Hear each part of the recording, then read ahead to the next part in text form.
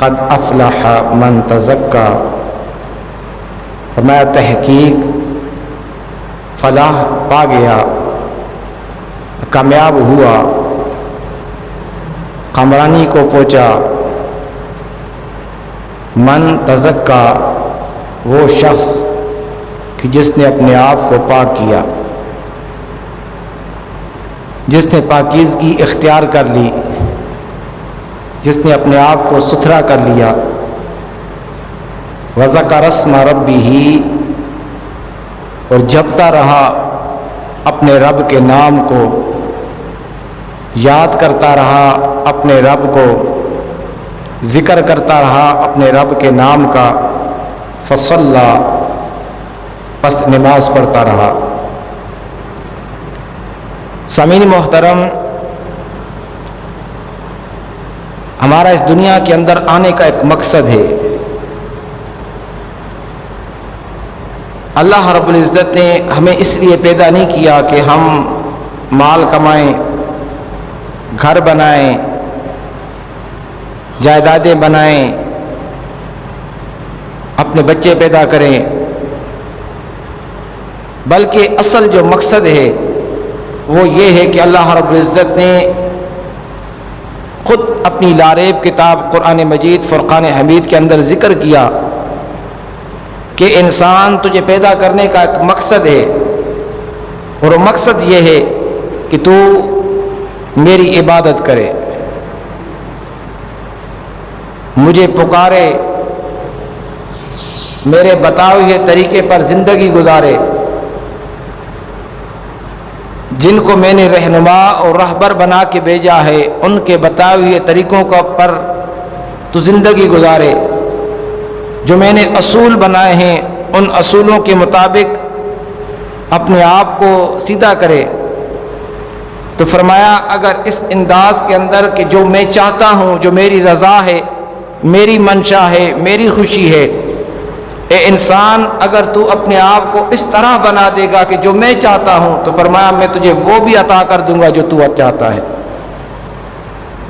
حدیث مبارکہ میں آتا ہے سرور دو عالم نور مجسم شفیع معظم جناب محمد الرسول اللہ صلی اللہ تعالی علیہ وسلم کا فرمان عالی شان ہے۔ پیارے آقا علیہ الصلوۃ والسلام فرماتے ہیں کہ جب کوئی بندہ اللہ رب العزت کا ذکر کرتا ہے تو رب تعالی اس بندے کو اپنا محبوب بنا لیتا ہے۔ اب سامعین محترم، ایک لمحے کے لیے، ایک پل کے لیے سوچیں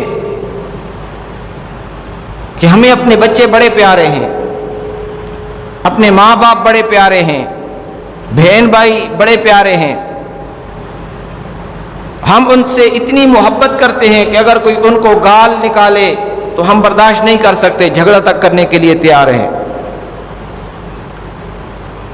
ہم ان سے اتنی محبت کرتے ہیں کہ ان کو بھوکا نہیں دیکھ سکتے کہ اگر بھوکے ہوں تو ان کے سامنے فوراً کھانے کی چیز جو ہے وہ پیش کر دیتے ہیں۔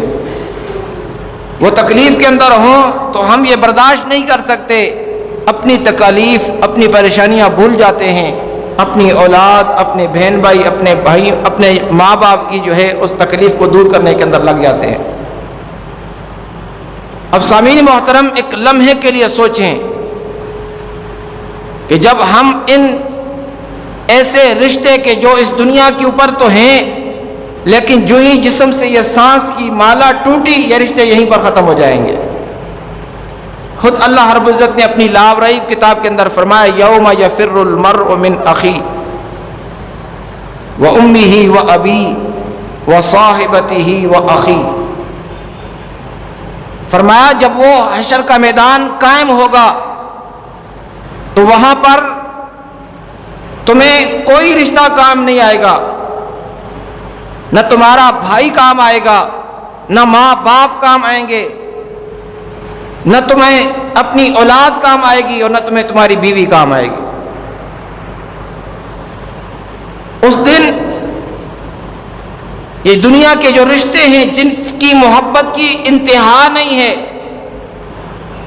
میں نے پہلے بھی اس بات کو اکثر سمجھانے کی کوشش کی ہے. آپ کسی ماں کسی باپ سے پوچھیں کہ اپنے بچوں سے کتنا پیار کرتا ہے تو کوئی تول نہیں سکتا, کوئی ان کا اندازہ نہیں لگا سکتا, ان کی پیمائش نہیں کر سکتا کہ اپنی اولاد کے ساتھ ماں باپ کتنی محبت کرتے ہیں.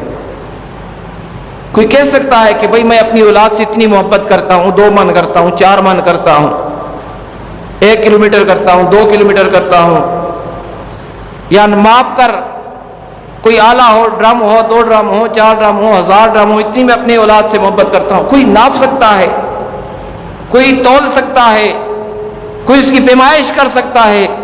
تو جواب آئے گا نہیں.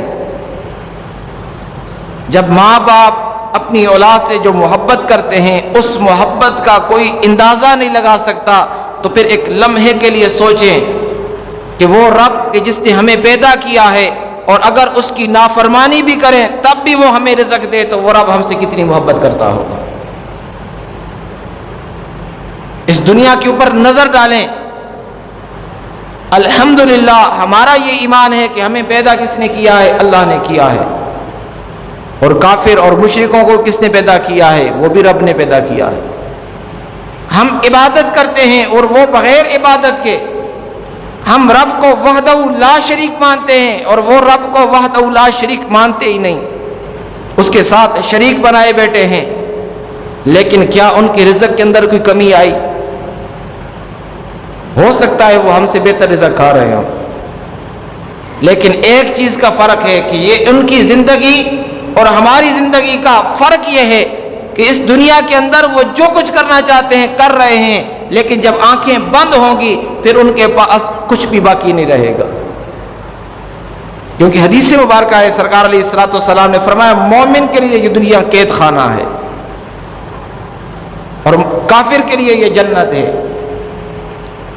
اب قید خانے کے اندر ہمیں یہ سہولت مل رہی ہے کہ ہم اللہ رب العزت کی بندگی کریں, اللہ رب العزت کو یاد کریں. تو جب اس قید سے نجات ملے گی تو وہ بندہ کہ جس نے اپنے رب کا ذکر کیا ہوگا, پھر اللہ رب العزت اسے اس کی دل پسند زندگی عطا فرما دے گا. اور وہ ایسی زندگی ہے سرکار علیہ الصلوۃ والسلام کے فرمان کے مطابق کہ تم اس کا تصور بھی نہیں کر سکتے, نہیں سوچ سکتے کہ کتنی آرائش ہوگی. آج ہم پیسے والوں کو دیکھتے ہیں, کہتے ہیں یہ بڑا کامیاب ہے.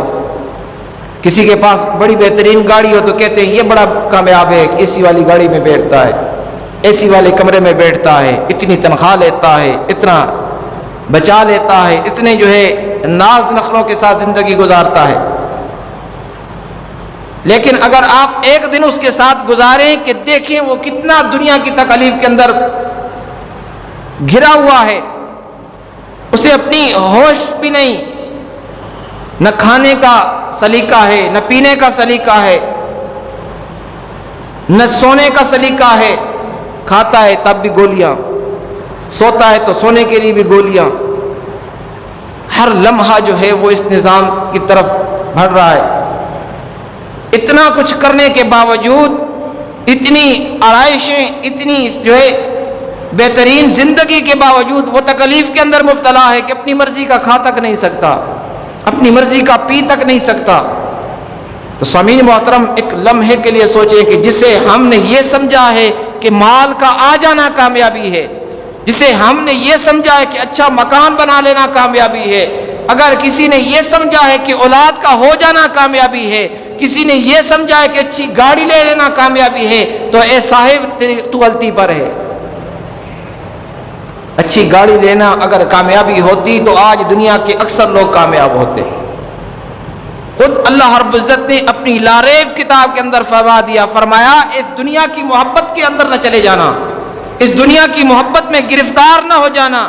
میں رب اعلان کر رہا ہوں, اور رب تعالیٰ اگر بغیر تحقیق کے بھی اعلان کر دے تو ہم اس رب کے اعلان کو بغیر تحقیق کے بھی مانتے ہیں. لیکن رب نے اعلان بعد میں کیا, پہلے تحقیق لگائی, فرمایا قد, فرمایا میں رب تحقیق کر رہا ہوں, میں رب گارنٹی دے رہا ہوں اس چیز کے اوپر, میں رب جو ہے اس کو پختہ کر رہا ہوں. اس بات کو مضبوط کر رہا ہوں۔ یا اللہ اتنی مضبوطی کس لیے، اتنی پختگی کس لیے، اتنی تحقیق کس لیے، اتنا کچھ سمجھانے کی وجہ کیا ہے؟ فرمایا اے انسان کبھی شیطان کے بہکاوے میں نہ آ جانا کہ شیطان تجھے اس دنیا کے اندر گم نہ کر دے۔ تیرا اصل مقصد یہ ہے، تیرے اصل راستہ یہ ہے کہ اگر چاہتا ہے کہ تمہیں کامیابی کی جو ہے طرف چلا جائے تو فرمایا افلح من تزکا، فرمایا تیری کامیابی کا راستہ یہ کہ تو اپنے آپ کو پاک کر لے۔